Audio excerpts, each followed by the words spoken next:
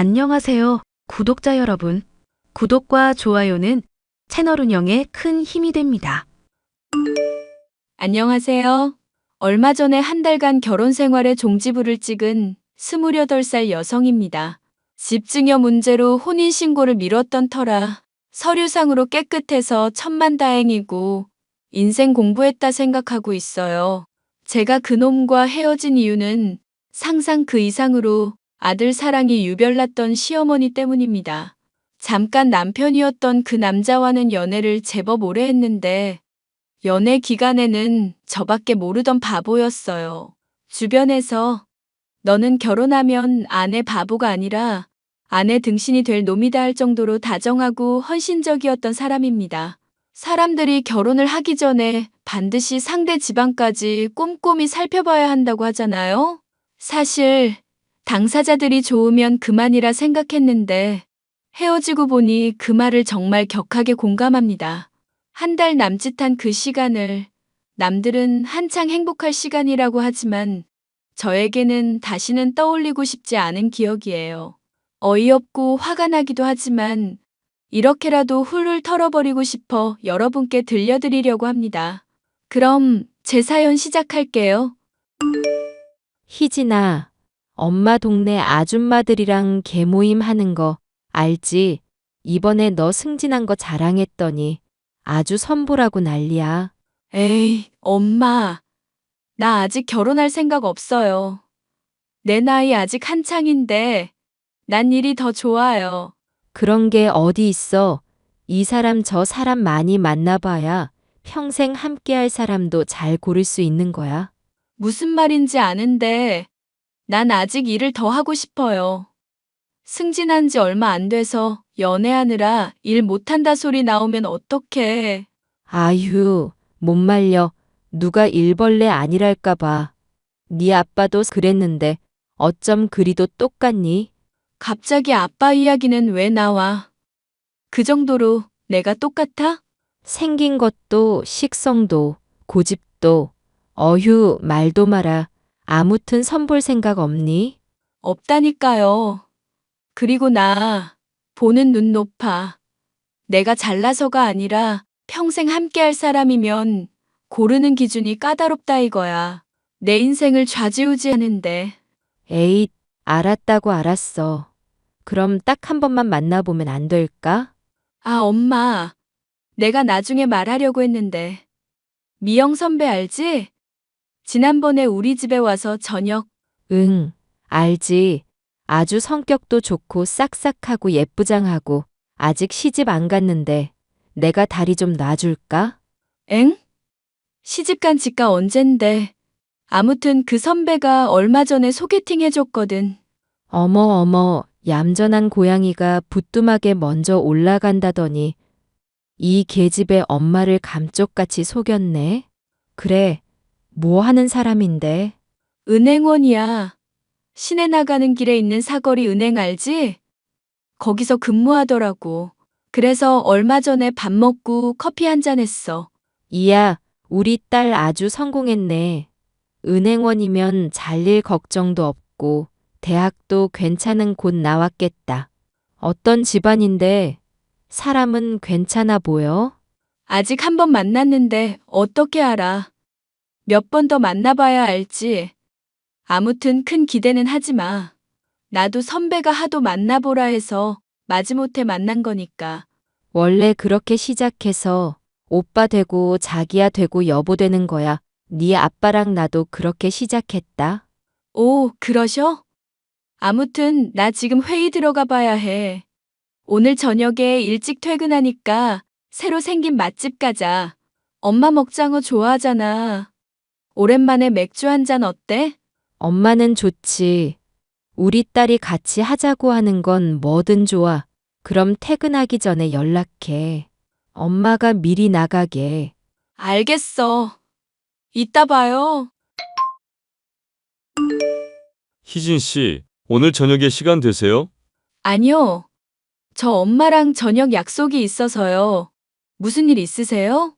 그게 저도 오늘 일찍 마치는 날이라 희진 씨 생각도 나고 시간 되면 같이 저녁이나 먹을까 했어요.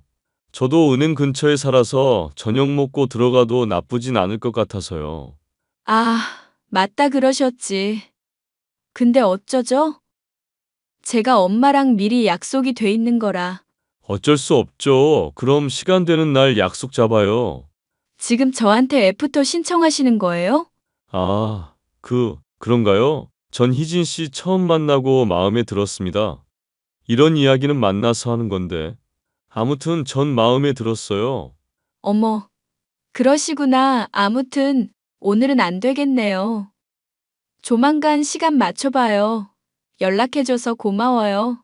저는 회사 선배의 소개로 남편을 만났어요. 남편은 은행원으로 근무하고 있었고, 키도 크고 말끔한 외모의 소유자였습니다. 그저 돈 버는 게 좋았고, 아직은 결혼할 마음이 없었지만, 권유로 마지못해 나간 소개팅 자리가 제 인생의 한 획을 그은 거죠.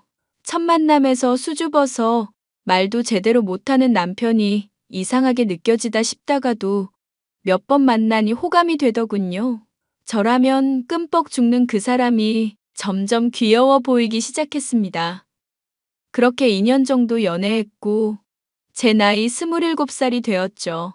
남편은 저보다 3살이 많았는데, 연애도 제법 했으니 서로 결혼 정년기에다 미룰 이유 없다고 생각해 양가 집안에 인사를 드렸습니다. 시어머니는 우리 아들 하며 저를 살갑게 대해주셨고, 저는 그 모습을 그저 아들을 살들이 챙기는 엄마의 모습으로만 생각했죠. 어휴, 우리 아들 왔어? 아들이 만난다는 여자친구구나.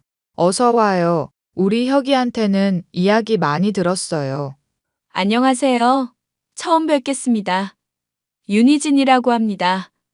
재혁 씨랑 진지하게 만나고 있어요. 더 빨리 인사드렸어야 했는데 죄송해요. 아니에요. 이렇게라도 보는 게 어디야. 난 우리 아들이 결혼하고 싶다고 했을 때 얼마나 놀랐는지 알아요? 어린 줄로만 알았던 아들이 다 컸다고 생각하니 눈물이 나더라고. 에이, 엄마 무슨 말을 그렇게 해. 내가 한두 살 먹은 어린애도 아니고. 그나저나 우리 희진 씨 너무 예쁘지. 그래, 예쁘다 예뻐. 우리 아들. 엄마 말고는 여자 없다더니 언제 이렇게 예쁜 여자친구도 만나고 다 컸네. 이제 장가도 가고 그러려면 당연히 그래야지. 미영 누나 소개로 만났는데 내가 첫눈에 반했다고. 아, 미영이가 소개해줬구나. 우리 재혁이가 잘해줘요? 이 녀석 내 손길 많이 타서 세심할 건데. 아휴, 내 정신 좀 봐. 일단 이리 와서 식사부터 해요. 손님 세워두고 뭐 하는 짓이람. 차린 건 없지만 많이 들어요. 우리 아들이 좋아하는 것 위주로 했는데 마음에 들지 모르겠네. 감사합니다. 감사히 먹겠습니다. 희진 씨, 이래봬도 우리 엄마 음식 솜씨 완전 최고예요. 어서 앉아서 먹어요. 먼 길 오느라 배고팠을 건데. 아, 네. 재혁 씨도 얼른 앉아요. 잠깐. 재혁이 너 밖에서 들어오면 손부터 씻어야지. 아무리 그래도 손은 씻고 먹어야지. 우리 재혁이 얼른 가서 손 씻고 와요. 물론 아가씨도. 밥도 다 먹었으니 좀 나눠볼까? 내가 시어머니 될 사람이니 말은 편하게 해도 되지? 아, 네네. 그럼요. 당연히 그렇게 하셔야죠. 부모님은 뭐 하시는 분들이지? 우리 재혁이랑 결혼하려면 단단히 준비해야 할 건데. 내가 금지옥엽으로 키운 외아들이라. 사실 어디에 내놔도 빠지지 않는 게 울 아들이거든. 그렇죠. 재혁 씨 사람들한테 인기도 많고 여러모로 저에게 과분한 사람이에요. 저희 부모님은 두 분 다 교직에 계셨다가 재작년에 은퇴하셨고 지금은 카페 운영하고 계세요. 뭐? 은퇴? 벌써 은퇴할 나이란 말야? 나이가 어떻게 되시는데? 설마 결혼하면 우리 재혁이 등골 빼먹고 사는 건 아니겠지? 아, 그럴 일 없어요. 조금 일찍 은퇴하신 건 더 늦기 전에 하고 싶은 일 해보고 싶으시다고 그러신 거예요. 노후 준비되어 있으시니 걱정 안 하셔도 되세요. 흠흠. 그렇다면 뭐 다행이고, 그러는 아가씨는 무슨 일을 하는 거야? 보험회사 다닌다고는 들었는데, 보험 팔고 영업하고, 뭐 그런 거야? 네, 보험회사에 다니고 있는데 영업일은 아니에요. 법인 영업부에서 기업을 상대로 보험 영업을 하는데 저는 그중에 법률 자문을 맡고 있습니다. 그런 건 아무나 하는 게 아닌데, 좀 쉽게 설명해 줄 순 없을까? 그래서 정확하게 직업이 뭐라는 거야? 아, 제가 말을 너무 어렵게 했나 보네요. 저 직업은 변호사고 지금은 경험 쌓느라 보험회사에서 일하고 있습니다. 어머, 변호사라고? 진작에 말하지. 호호, 난 그것도 모르고 웬 보험쟁이를 데려왔나 했네. 아니, 경험도 경험이지만 로펌 다니는 게 훨씬 낫지 않아? 개인 사무실을 차리던지. 아직 개인 사무실 차릴 능력까진 안 되고요. 조금 천천히 생각해 보고 있어요. 이쪽 분야를 전문으로 활동하고 싶어서요. 예전에 보험 사기 비슷하게 당한 적이 있어서요. 엄마, 우리 희진 씨 짱이지? 내가 사람 보는 눈은 있다니까. 미영 누나 아니었으면 나 노총각 될 뻔했어. 그런 재수 없는 말 하지도 마. 노총각은 무슨 하하, 너 좋다고 선보자고 하는 집이 줄을 섰다. 호호, 아무튼 아가씨, 우리 재혁이랑 결혼할 마음이면 이왕 하는 거 빨리 진행했으면 좋겠네. 어차피 올해 우리 재혁이가 9수는 넘겼고, 그래도 이것저것 준비하다 보면 시간도 걸릴 텐데, 올해 준비하고 내년 초에 바로 식 올리는 거 어때? 제가 지금 당장 대답해 드리기는 어렵고, 아무래도 양가 어른들이 만나 뵙고 난 이후에 시기를 결정짓는 게 어떨지 싶어요. 어머머 그래야지. 내 정신 좀 봐. 그러면 우리 혁이랑 이야기 잘해서 상견례 날짜 최대한 빠른 시일 내로 잡아요. 조금 특이하다고 생각했던 시어머니와의 첫 만남을 뒤로 하고, 저희는 3주 정도 뒤로 상견례 일정을 잡았습니다. 저와 남편 스케줄을 확인하며 일정을 잡으니 시간 맞추기가 어렵더라고요. 조용히 이야기하는 게 좋을 것 같아 한정식 집으로 정했습니다. 시댁은 시아버지가 계시지 않는 상황이었지만 상당히 여유가 있어 보였습니다. 두 사람이 거주하는데 40평대 아파트에서 거주했고 그 아파트는 시어머니가 마련하신 자가였고요. 무슨 일을 하는지 정확하게 여쭤보진 않았지만 계속 선자리, 소개팅하는 거 보니 그쪽에서 일을 하시는 것 같았죠. 반면 저희 집은 앞서 언급했듯이 교사셨던 부모님이 은퇴하신 상태고 노후 준비도 되어 있는 상태였어요. 금전적인 부분만 보자면 저희 집이 조금 우세였을 겁니다. 친정엄마가 돌아가신 외할아버지에게 물려받은 재산이 제법 되시거든요.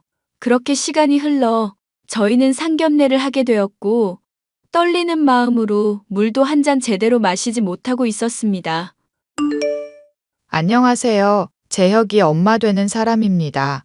조금 빨리 상견례를 잡으라고 해서 급하게 잡은 건 아닌가 생각되지만 우리 아들이 좋다는데 빨리 결혼시키고 싶어서요. 아이고, 저야 감사하죠. 우리 딸 시집 갈 때도 다 되었고, 30살 넘어가면 점점 더 결혼 생각 없어질 텐데, 안 그래도 일만 하고 사는 애 누가 데려갈까 했거든요. 이렇게 최서방이 나타나니 얼마나 좋은지 몰라요. 그렇죠? 내가 우리 재혁이 하나는 잘 나왔다니까? 엄마, 사람 민망하게 왜 그래? 하하. 뭐가 민망해? 당연한 말을 하는 거 가지고. 그래서 본론으로 들어가자면 우리 귀한 아들 사위로 맞이하시는 거니 예단은 남들 하는 것만큼 해주셨으면 하네요. 두 집안 다 없이 사는 집은 아니니 이왕 애들 시작하는 거 부족함 없이 시작하게 해주자고요. 아무렴요. 사돈 성격이 시원시원하네요.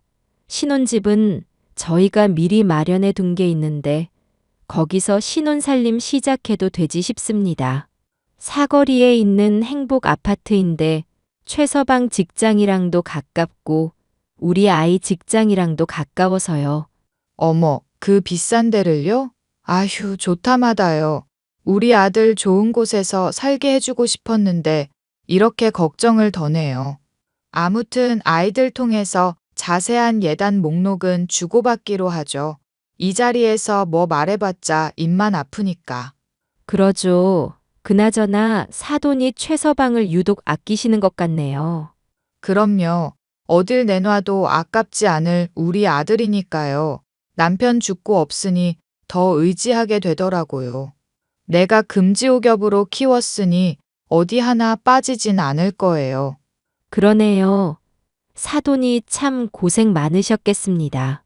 아, 저희 엄마가 좀 유별나세요. 동네에서도 아들 사랑으로 소문이 자자하시거든요. 그만큼 저 챙겨주시니 저도 이렇게 잘 자랄 수 있었습니다. 고마워, 엄마. 그렇게 저희는 무난히 결혼 준비를 마쳤고 많은 사람의 축복 속에 결혼식을 올렸습니다. 신혼집은 부모님이 미리 마련해 두신 집인데 결혼도 했으니 증여해 주신다고 하셨죠. 절차상 문제도 있고 세금 관련한 부분 때문에 혼인신고를 조금 나중으로 미뤄두게 되었습니다. 그런데 말입니다. 결혼하고 나서 인자하고 다정하던 시어머니는 온데간데 없었습니다. 오로지 아들만을 위한, 아들을 위해 존재하는 사람 같았죠. 정말 기가 찰 정도였습니다. 신혼여행을 유럽으로 다녀오느라 열흘 정도, 그러니까 약 2주 정도의 시간이 흘렀죠. 시어머니는 하루가 멀다고 신혼집에 찾아오셨고, 저희 부부가 퇴근하거나 출근 전에 들르셔서는 꼭 잔소리하셨어요. 휴가를 길게 다녀오다 보니 서로 직장에 밀린 업무도 처리해야 했고, 여러모로 바빴거든요. 너희들 밥은 챙겨 먹고 다니니? 오늘 점심때 집에 가서 반찬 넣어두고 왔다. 끼니 거르지 말고 잘 챙겨 먹어. 아침은 필수다. 아침을 든든하게 먹어야 뇌가 활성화되는 거야. 그래서 하루가 활기찬 거라고. 네네. 죄송해요. 어머니, 제가 좀 챙겨야 하는데 정신이 없다 보니. 그래, 정신없어 보이더라. 너 바쁜 건 알겠는데 우리 아들 식사는 챙겨주련? 너는 안 먹더라도 우리 혁이는 늘 아침을 먹었어. 엄마, 나도 아침 부대껴서 잘 안 먹어. 엄마가 주니까 먹었던 거지. 아무튼 항상 신경 써줘서 고마워요. 지금은 너희가 바쁘니까 내가 이해한다만 나중에 시간이 조금이라도 나면 이러면 안 된다? 그리고 주말에 보양식 좀 해먹어. 아, 아니다. 말 나온 김에 내가 해주마. 어머니, 죄송해서 어떡해요. 항상 감사합니다. 죄송한 거 알면 회사 그만두고 남편 내조하렴. 그런 거 아니면 최대한 시간 쪼개서 우리 혁이 좀 잘 챙기고. 네네, 알겠습니다. 여보, 미안한데 혹시 나 좀 데리러 와줄 수 있어? 내가 회사 끝나고 가면 시간 좀 걸릴 텐데 한두 시간 정도만 기다릴 수 있어? 병원에 이야기 좀 하고. 사정 이야기했더니 이왕 있는 거 영양제 하나 맞고 가래. 그럼 조금 있다 봐. 혁이 어디를 간다는 거니? 세아가 퇴원하는 것 때문에 그러니? 네. 원래 부모님이 오시기로 했는데 급한 일이 생기셔서 제가 따로 가야 해서요. 근데 몸이 불편해서. 퇴원짐도 있고 이래저래 좀 그렇네요. 거참, 너도 융통성이라는 게 없구나. 기다리고 그러지 말고 택시 타고 오면 되잖니. 힘들게 일하는 우리 아들 또 고생시키게? 어머니, 상처가 아직 다 아물지도 않고 열반을 넘게 꿰매서 좀 버거워요.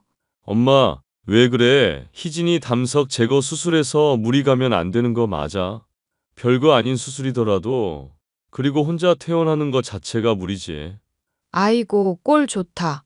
너 언제부터 네 마누라만 감싸고 돌았냐? 이제 엄마는 아무것도 아니라 이거야? 그게 아니라, 어휴, 엄마도 참. 그러니까 세아가 너 택시 타고 와라. 못 걸어 다니는 거 아니잖니. 어머니, 그래도 저 환자란 말이에요. 어휴, 진짜 내가 못 살아. 너희가 알아서 하던가 맘대로 해. 난 모르겠다. 바쁜 일상을 보내던 와중에 제가 갑작스레 복통을 호소하며 새벽에 응급실에 실려가는 일이 발생했고, 검사 결과 담석증이었어요. 담낭을 제거해야 하는 수술을 받았고 별거 아니었지만 일주일 정도 병원 생활을 해야 했었죠. 시어머니는 퇴원을 해야 하는데 남편을 못 가게 막으시더군요. 이유는 간단했습니다. 자기 아들 고생한다는 이유요. 워낙 곱게 키웠던 터라 환자 병시 중은 안 해봐서 잘 못할 거라고, 개고생하지 말고 저보고 택시 타고 오라더군요. 사실 말을 안 해서 그렇지 누군가 데리러 가고 데리러 오는 문제로 기분이 상한 적이 몇 번 있어요. 제가 친정에서 저녁을 먹거나 야근을 할 때 남편이 종종 데리러 오긴 했는데 그때마다 어찌나 잔소리 하던지요. 아플 때까지 이러니 정말 감정이 상하더라고요. 아무튼 어찌어찌 퇴원해서 집으로 돌아왔는데 문제는 그때였습니다. 이 결혼은 뭔가 잘못되어도 한참 잘못되었다 생각했고, 제가 이런 취급을 받으며 살아야 하나 깊은 고민에 빠졌죠. 별다른 제지를 하지 않는 남편의 태도에 제가 큰 실망을 했다는 점입니다. 너희들 몸보신 좀 하라고 내가 한상 건하게 차렸다. 어서 와서 먹도록 해. 재혁이는 퇴근하면 바로 오고 세아가 너는 늦을 것 같으면 알아서 택시 타고 와라. 어머니, 저 오늘 일찍 끝나서 같이 갈 것 같아요. 근데 갑자기 무슨 한상을 차려놓으셨어요. 저희가 죄송하잖아요. 너 퇴원도 했고 우리 재혁이도 먹일 겸 해서 차린 거다. 재혁아, 너 좋아하는 해산물 한가득해. 해물찜의 새우구이에 전복장의 새우장에 아주 좋아하는 건 다 갖다 놓았어. 회도 좋아하지? 회도 실컷 먹어. 우와, 엄마 작정하고 차렸네. 근데 이 사람은 해산물 못 먹는데? 네. 어머니 죄송하지만 안 먹어요. 넌 고기 같은 거나 먹으니까 그렇게 살이 찌는 거다. 해산물을 먹어야 살이 안 찌는 거야. 우리 재혁이 봐라. 안 그래도 말랐는데. 너 몸조리 한다고 우리 재혁이 굶기지? 그러니까 내가 이참에 몸보신 시켜주는 거다. 잔말 말고 와서 먹던지 해. 네. 생각해 주신 것만으로 감사하죠. 저는 따로 챙겨가거나 할게요. 약도 먹고 있어서 해산물은 좀 피해야 해요. 유난도 그런 유난이 없네. 그나저나 너희 한창 신혼인데 아직 아기 생각은 없니? 아직 몸 회복도 안 됐고, 엄마, 천천히 가져도 되지. 그런 말 마라. 그게 1년 되고 2년 되는 거다. 네 나이를 생각해야지. 언제 낳아서 언제 기르려고 그래? 노력은 하는 거야? 어머니, 하늘을 봐야 별을 따죠. 저 몸 회복도 안 되고 혼자 침대에서 자고 이 사람 퇴근 시간 들쑥날쑥해서 바닥에서 자요. 어머, 애는 천천히 가져라. 괜히 신랑 자는데 피곤하게 깨우지 말고. 침대가 하나라서 그러니? 그럼 하나 더 사든가 해. 힘들게 일하는 사람 바닥에서 재우는 거 아니다. 네, 그럴게요. 어머니 조금 이따 봬요. 치사한 것도 한둘이 아니었어요.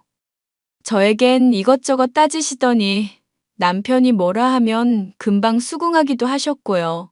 먹는 걸로도 저에게 차별을 하셨습니다.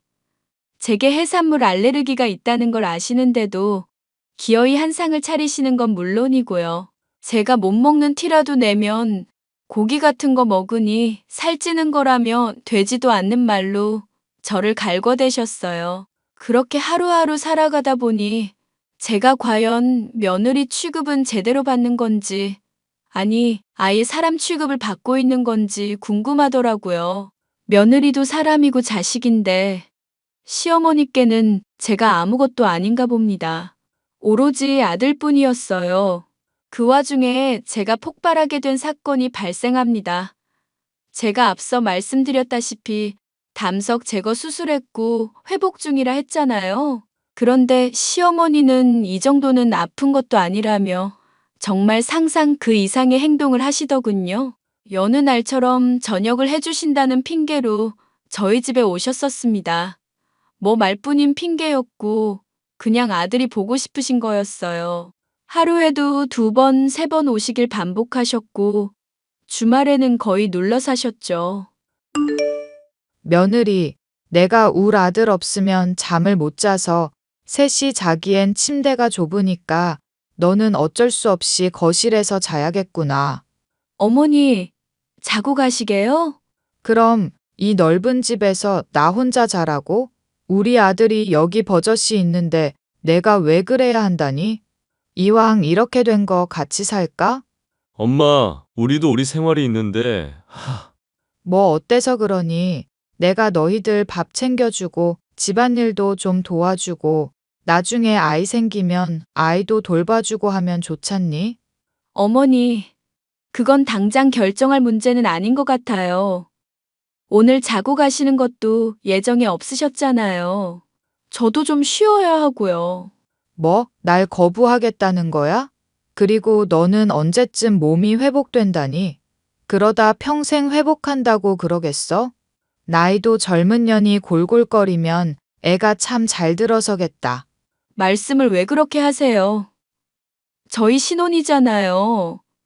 결혼한 지 이제 막 1달 됐는데 어머님 이렇게 자주 오시면 저희만의 시간도 못 갖고 어머님이 원하시는 손주 소식은 더 느려질 거예요. 그리고 더군다나 저 수술하고 와서 약 부작용 때문에 컨디션도 제대로 안 돌아오고 후유증 있는 거 아시잖아요.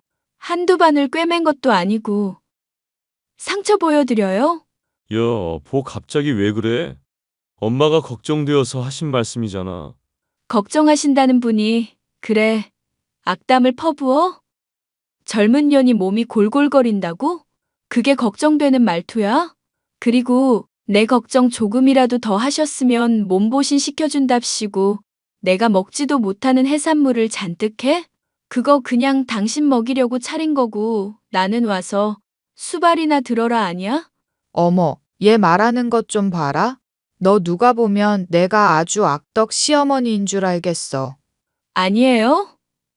되게 좋은 시어머니인 줄 아시나 봐요? 지금 이러시는 거 지나가는 사람 붙잡고 물어보세요. 완전 민폐거든요? 도대체 뭐 하시는 거예요? 어이가 없어서 원. 너 내가 네 남편 옆자리 뺏었다고 이러는 거야? 어휴, 참 유별나긴.